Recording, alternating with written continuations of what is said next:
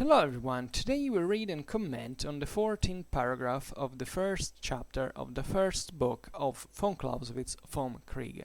The title being, "Thus a continuance of action will ensue which will advance towards a climax." And here we go.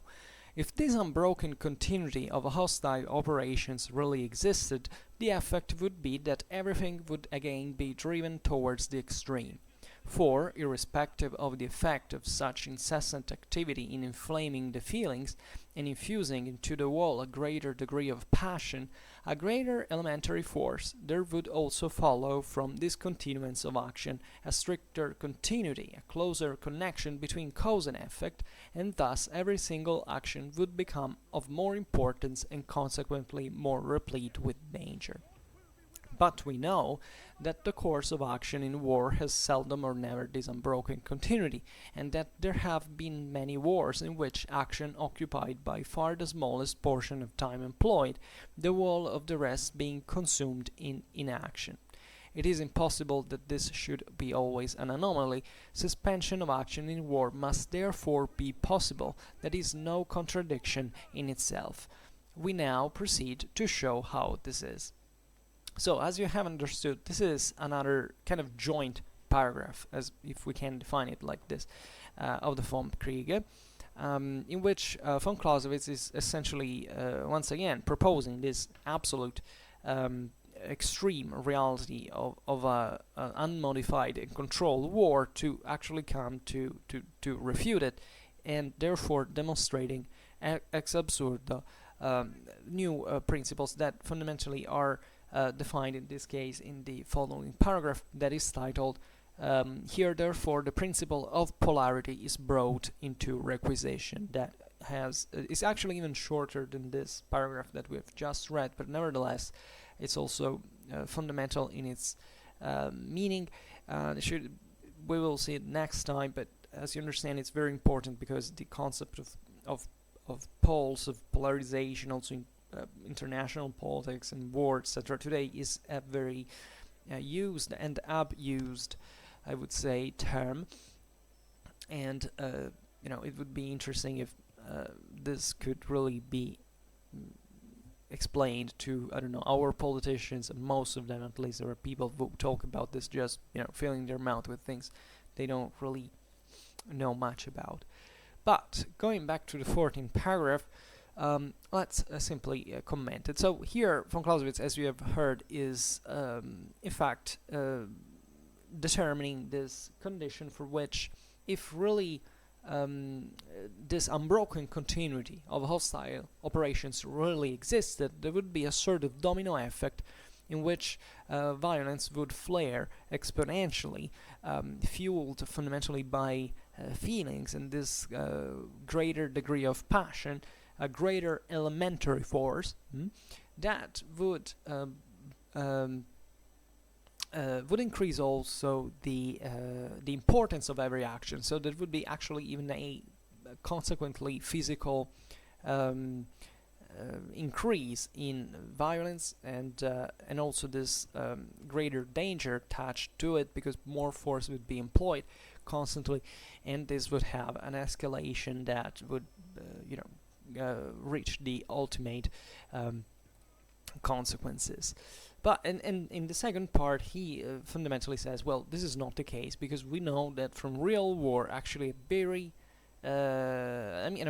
small portion of the time employed is dedicated to action, practically.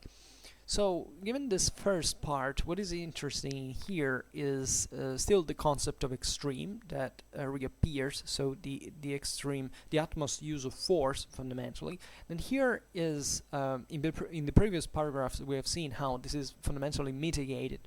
It remains as a tendency, but it's heavily controlled and modified at all times by contingent factors, and that the military instrument is always under the control of politics. This is really the most elementary and core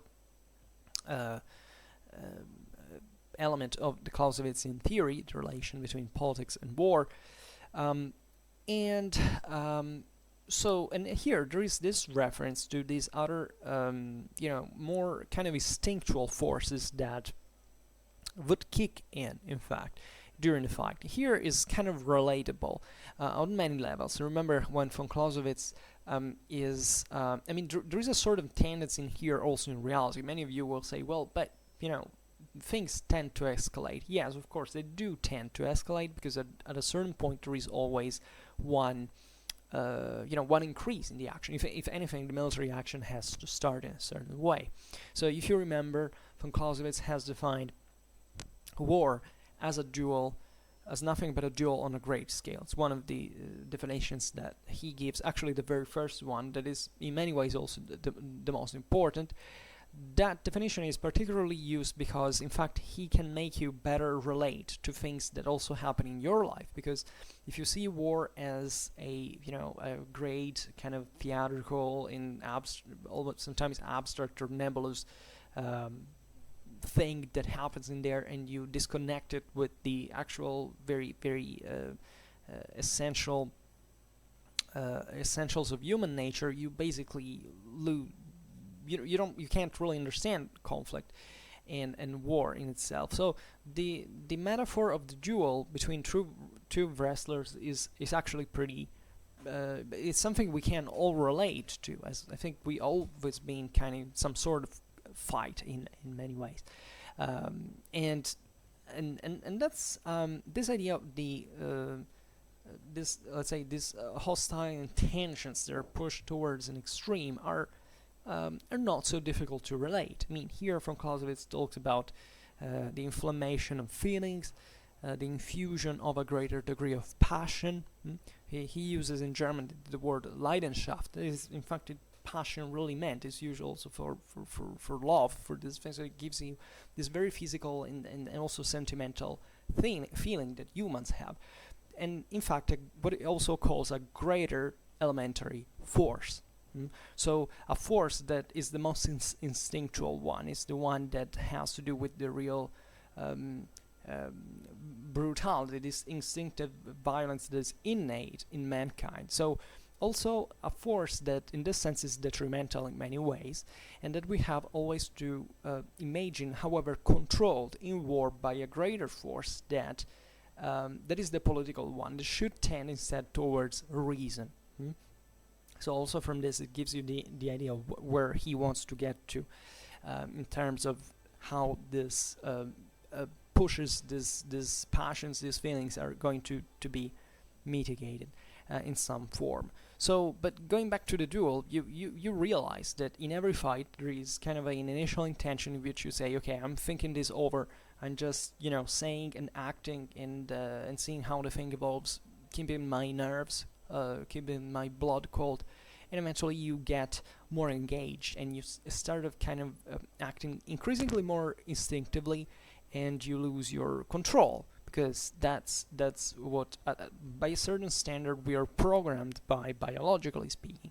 We can't find this. It doesn't matter how hard you're trained, whether if you are a specialist of an elite corps, and you're kind of we know from military history that at a certain point in action, under pressure, with adrenaline pumping, with things going on, chaos, etc., at a certain point the most excellent and trained fighter starts using his rifle like a club and behaving like the primitive ape that we all are still deep inside. This is kind of relatable, but at the same time there is a kind of greater logic than in war actually occurs, and that aside from the very heat of battle, still directs the forces in a fashion that makes them kind of rational and kind of calculated in this sense. So what von Clausewitz is presenting us with is this kind of feeling of escalation that you can bring from the duel also to a larger scale, to war, to conflict. You say, well, there is an escalation, of violence, of war, an escalation that is fueled by the same offensive, basically, that you inflict and the reaction that you receive, until the fight is over. So here von Clausewitz postulates in this theoretical logical chain the fundamentally the increasing of importance of every single action, because kind of more energies that are psychophysical fundamentally. So they're like 360 degrees at this point, and that tend to be always greater. So to commit your resources increasingly more, and consequently also more loaded in danger, because they not only you're committing, you're fundamentally betting with at every shot with a higher something, higher value, a higher cost, a higher bet. Sorry, but you are also in fact losing control on the action, because you're not just using you're not much using your brain now, your reason, but just unleashing your instincts and getting the situation out of you're losing the plot fundamentally.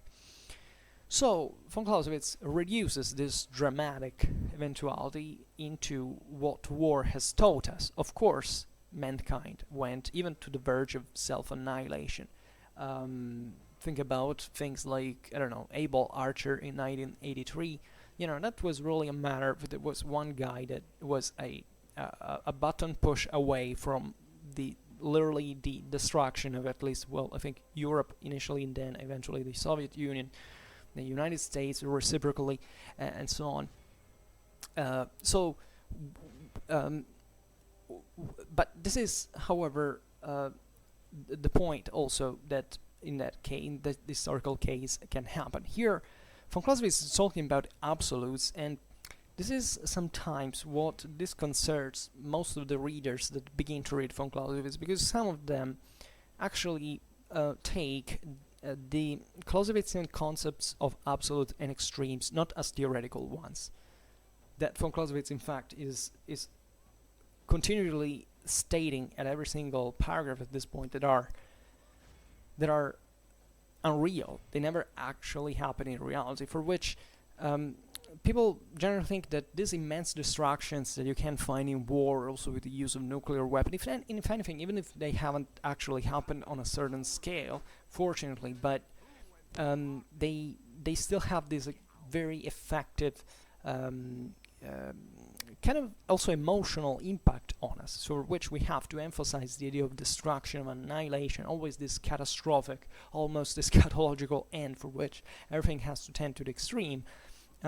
They think that therefore a great destruction, like the annihilation of an enemy or of a nation, of a country, etc., corresponds to that absolute that von Clausewitz is talking about.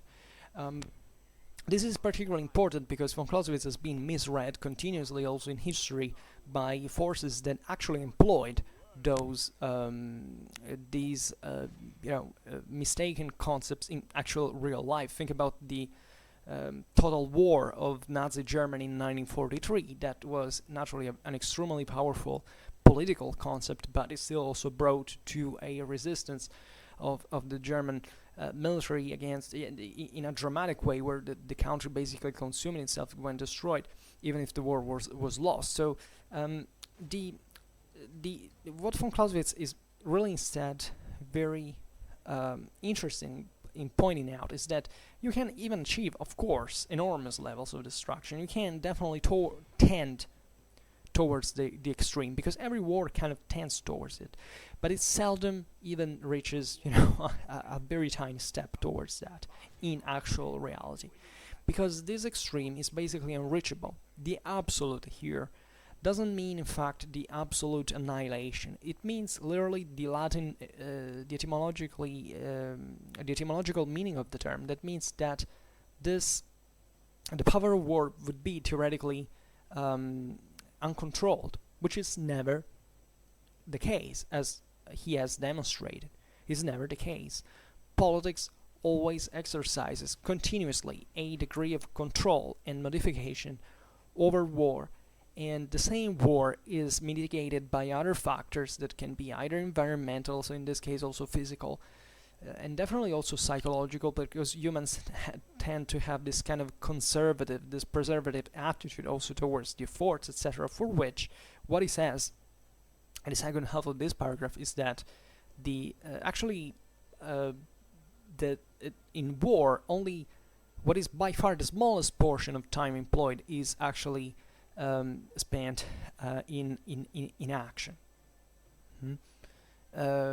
Wars kind of go bit by bit. I mean, ideally speaking, thinking about a campaign, the greatest clashes happen, in fact, every once in a while. The major battles, the rest can be definitely conflict, continuous conflict, but still on kind of a smaller, on a smaller intensity. It is a kind of a Luftwaffen term I don't really like, but to give you the idea, that something where the possible action, I mean the possible, the unleashment of force is actually something that happens seldom. Given potential, especially, not that actually war is in fact not delivering, bombardments of all sort, shooting, explosions, destructions. Well, people may say that subjectively, relativistically, massive destruction. But if you really take what that is in comparison of what mankind is able to unleash, well, you see that that's basically nothing. And in the world picture, even of the same conflict, that happens actually quite rarely. Always with a sort of calibration, with a sort of control that at that point doesn't even belong strictly to the military, but is always dictated. There is always an agenda, a reason for employing that force in that moment, with that intensity, etc. So this means that as destructive as mankind can be, so literally at this point in history and technology, we can literally wipe out the human species out of the human mankind out of the earth, but that still would not be absolute, because there would never be actually as approximately as we can reason, a moment for which a war starts to unleash the maximum, the utmost use of force, for which we magically all annihilate us for 1 second. And this is proved by old military history, actually, into which the use of force is always kind of very gradually employed in all situations. So von Clausewitz, in fact, let me see if there is something more interesting still in the first part. Well, yes, kind of making a summary of the wall here, von Clausewitz is clearly emphasizing in the first part that such a chain of action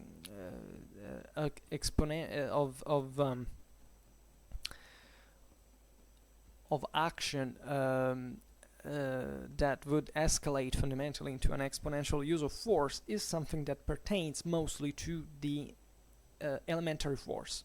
So the one that you have just because you're a human, you're violent, you have sentiments of hostility, instincts of enmity and stuff like that, but you're still a human, for which you have reason, and you know that if you look at history, that things really in war do not happen that way. We don't throw clubs on each other's heads until the last one is still alive. Societies work in a quite different way, even when they have the interests of the aim of kind of wiping each other from the face of the earth. In fact, von Clausewitz says, but we know that the course of action in war has seldom or never this unbroken continuity. What is interesting here says seldom or never. So if von Clausewitz says seldom or never, you can be sure that it's basically never, because that's still an absolute he's talking about. So this course of action never quite reaches that. And even though there are definitely those seldom occasions in which this seems to be the case, it's actually never the case, as destructive as war can be. This is a very important lesson, because I think that war is often, as we say basically all times in these videos on Von Clausewitz, perceived in this kind of very strongly ideological, radical and fundamentalistic ways, for which at one point war is either all evil or it's okay, or something like, you know, that is more tied to your feelings than what reality really is. So if you instead start looking at war in the Clausewitzian way, you actually understand what it is, because you don't discount anything from one side or another. You realize how destructive war can be, how crude, how cynical, and how logical and rational can be sometimes. But you can also see the benefit of a not of war in itself, but definitely of the reasons for which you're employing force in that sense, because that does not depend on war, but it depends just on your intention. So also the degree of violence or the degree of destruction that you want to employ does not have a value in itself. It's mostly related to the causes and the consequences that it produces, like with every action. So what you should focus fundamentally in order to use it is on the reasons that you are definitely employing for recurring to war, and the potential consequences, because definitely wars have pretty crude consequences, and not just in the sheer level of destructions, but also giving a making an impression of those who survive and have to cope with the same, with the military operation in itself. But this is another concept. Excuse me for the digression. So the important thing is that Von Clausewitz says now is that this unbroken continuity, this continuous escalation, this driving towards the extreme, happens actually very seldom or never.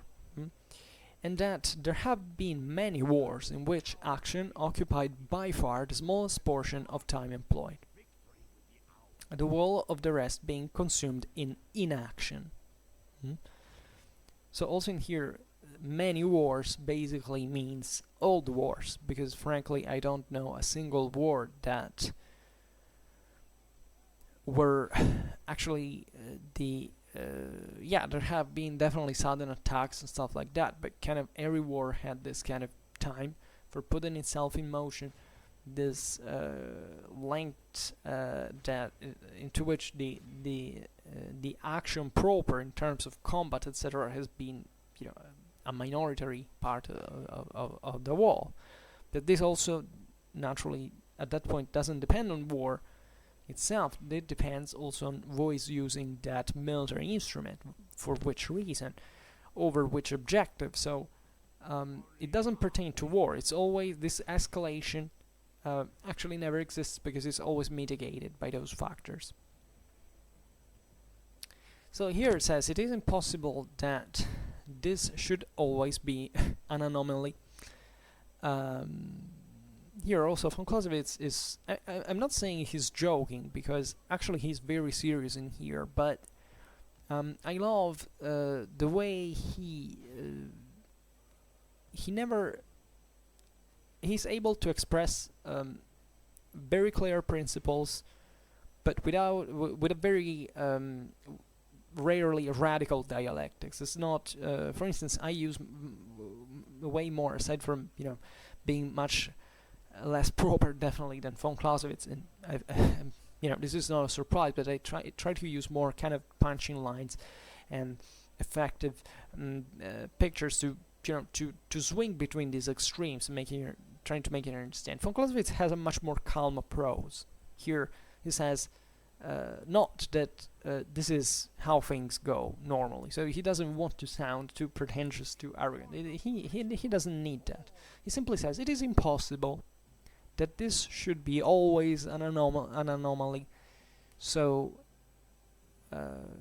in other words, it definitely happens all the times in different degrees, and always tendentially towards this larger part of the action of the operation employed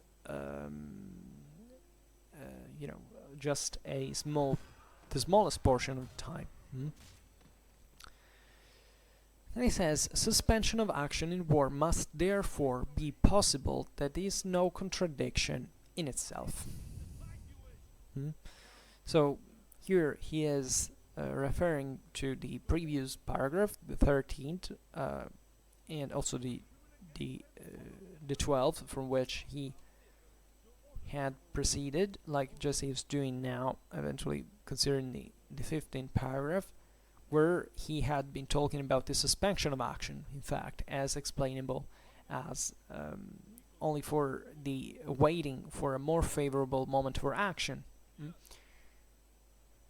Only also in this sense is meant just given this theoretical picture that is developing and discovering bit by bit. Of course, there are many other reasons for which you have to wait that are not strictly military. There can be other reasons, there might be political ones. So at this point, the action can be suspended and controlled and modified very easily, very quickly. So here he is actually just repeating the same concept, just in other terms.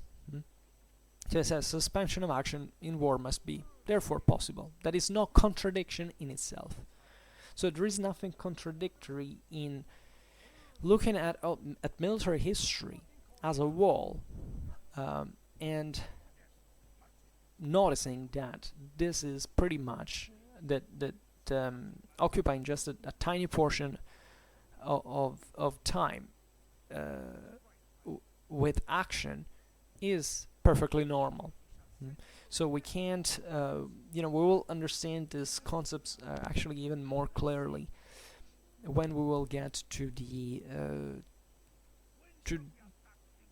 to the part in which von Clausewitz explains the importance of military history. So the value that military history has as experience of, in fact, military events in defining military theory as well. So here, in other words, von Clausewitz is accepting that human nature is the one that makes war the way it is. So even though you can definitely push someone to be kind of an all perfectly efficient and ferocious and active fighter and so on, there is always this moment in which his action is going to be mitigated in some way. So there is no contradiction if in reality this happens so often to occupy fundamentally the major part of the time, the greater part of the time. And it doesn't contradict war because war, however, still fundamentally tends towards this theoretical escalation. Aside from the elementary force that is at this point just a tool, but also the degree of passion, the inflaming feelings and so on, inflamed feelings, etc. There is still a kind of a rational tendency towards the extreme in every war, because otherwise it wouldn't be a war. If it didn't tend to the extreme of compelling your enemy to fulfill your will, that would not be war. That would go into another direction. That would be other reasons. You probably would have not even employed violence at that point, quite likely. So this is also an important element of Clausewitzian methodology and theory as a whole that has to be reminded, is that we can't look at war ignoring how war is really fought historically, because military history gives us such a military history is not just this or that battle. Here we're talking about the history of human conflict fundamentally. So not something that varies widely, but has definitely always the same essentials practically, and that the Clausewitz in theory is the one is trying to describe, succeeding, by the way. And that's why von Clausewitz is always actual, because here we're not talking about one event or the other. Von Clausewitz can use this kind of crypto-ironic way of saying, it is impossible that this should be always an anomaly. He's obviously stating that, look, that this is how humans have always fought, and this is all the more important if you read it in the light, in fact, of this overcoming of feelings and passions. Because, as we will see, fundamentally the reasonable element kind of takes over into the political direction of wars. So that wars are not unleashed because, just one guy decides them at one point. There are always some reasons that maybe are not, aside from being justifiable, sometimes they can even be unmotivated, but unmotivated rationally, let's say, but that still have some dynamics that correspond fundamentally to certain social needs. You can't explain, I don't know, World War II just because of Hitler as a person. You have to understand what there was behind him, as in terms of politics, in terms of society. The historical context, because otherwise, Hitler could be born today. Unfortunately, he probably would be a kind of a weird fuck, but he wouldn't lead us to World War III. And that's the real point. So what happens into war is happening for reasons that eventually translate themselves even in the same conduct of war. And if in all the military history of mankind you see that there is this macroscopical evidence that action actually occupies only one tiny portion of the time employed in every operation, well, you realize that there must be some human factor in here that you can't eliminate, because war is a human thing. As a matter of fact, it's war in itself that is made in this way, that corresponds to this dynamic. So here you understand, even aside from the concept in itself that is very important, but also the elegance and the intellectual refinedness that von Clausewitz has in explaining why certain things are the way they are. And yet he has still, so we can, even obviously having read the previous paragraphs, kind of, and having all the elements now at our disposal, we can prefigure how he's going to show us why this is the case. So next time we'll see here's his demonstration fundamentally, and this is at the same time the starting note on which he will explain many other things that come as a consequences from this logical thinking that is in fact constantly chained, and that you have to follow as a chain, as a logical chain. So everything is very simple. I don't know whether I complicate the concept or not, or because maybe I make examples that suck, but this is just for showing you how these thoughts can be definitely useful for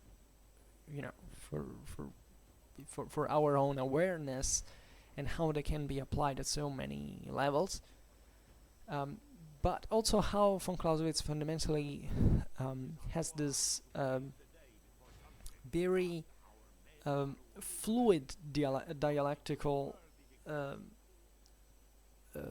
method that allows you to make several considerations at the same time, and that he's able to develop just as a speech, as a pleasant stream of thoughts that, however, are all very logically and iron chained, I would say, and that really bring you to understand it even with a kind of a softer and more comfortable way of reasoning. Because in order to explain also a lot of intelligence, I believe, is required, and that's why perhaps I have so many difficulties at explaining certain things, because it's very easy, as I was saying before, to have an aggressive tone, to be kind of peremptory, apodictic. Von Clausewitz is all but this. So he always makes you get to the point without entering in contrast fundamentally with him. And this is particularly important because he is very much concerned about the intelligibility of his work as well, and because he's aware also of the complexity of the thought in itself, not really the complication of it, because as we have said and seen many times, the thought in itself is quite linear, but there are so many different logical steps, so that he relies on you while reading, while studying him, and on your intelligence fundamentally to bear in mind everything that is just said, because if you miss one chain, if you miss one ring of the chain, everything starts to get complicated, and that's why it's also easy to equivocate if you don't really follow, if you're really not there with your mind. And that's the reason why so many people don't like von Clausewitz. It's not because he outsmarts them, and you normally don't like to be outsmarted, unless you're a kind of an intellectually honest person. You say, okay, I have the patience of starting over, trying to understand the Vom Krige. Because believe me, most of von Clausewitz's critics didn't actually read the Von Clausewitz. I'm serious about this. I mean, you can't understand it from the same foundations of their opinions that are confuted since the very beginning of the same Vom Krige. And if you make these mistakes as soon as you start, well, everything that follows is gonna crumble. And this is why also these first paragraphs are so very, very, very important to follow, because if you get them right, then everything comes more natural and interesting, definitely, to read, because once you understand it, this is kind of pure gold. This was definitely a genius. And okay, this is kind of notorious at this point, that if you have followed the series and you know what von Clausewitz says in general. So okay, this has been a short video. By the way, we have a bunch of kind of relatively short paragraphs until until actually the very end of the chapter. So we have still arrived to the 28th, we'll almost even we have only just surpassed the half. Then from chapter 2, End and Means in War, paragraphs start to be actually massive, and at that point we will have to cut them in several parts, even though maybe it's not this great.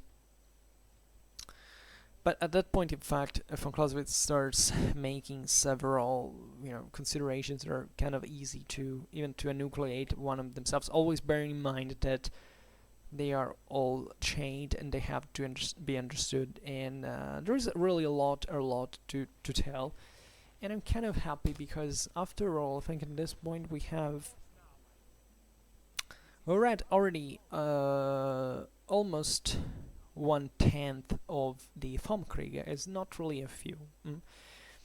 So there are good chances that if I don't die, I will be able to finish this in some year, probably, with this speed. But I think it's fine. So okay, whatever. I will cut it short now. I don't have anything more to tell you now. There's always a lot to add in theory, but I leave you also to draw certain conclusions, and we will have time to explore von Clausewitz well in depth in his ideas that never cease to amaze.